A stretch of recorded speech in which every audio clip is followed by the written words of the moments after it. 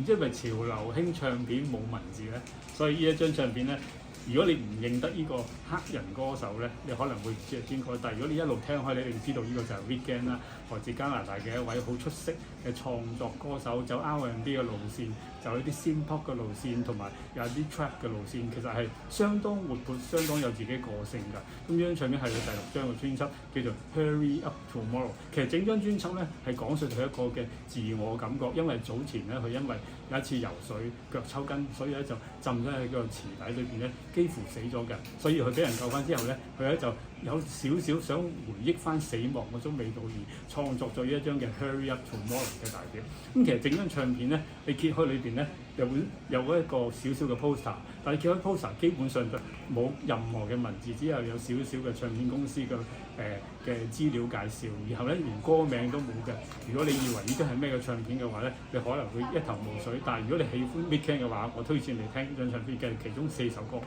第一首咧係一個 single 嚟嘅，佢咧就 Sao Paulo。咁 Sao Paulo 咧係同一位嘅巴西女歌手叫 Anitta 一齊合唱嘅。咁 Anitta 唱嗰個風格咧，其實唔似巴西歌手，反為似一啲好電子式嘅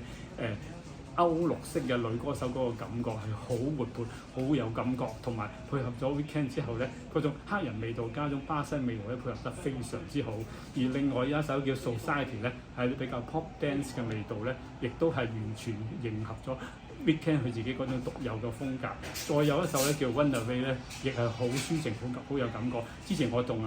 Patrick 阿 Lee 傾開，佢話而家亦都好喜歡呢首歌曲，而我亦都非常中意呢首歌曲，所以推薦俾你。但係如果你真正想話去更加了解呢位歌手嘅話，不妨聽翻佢以前嘅作品，而且攞呢張唱片出嚟細細咁回味一下，究竟死亡嘅感覺係點樣？其實 Weeknd 呢張唱片做得好有心機、好有水準，值得推薦俾大家。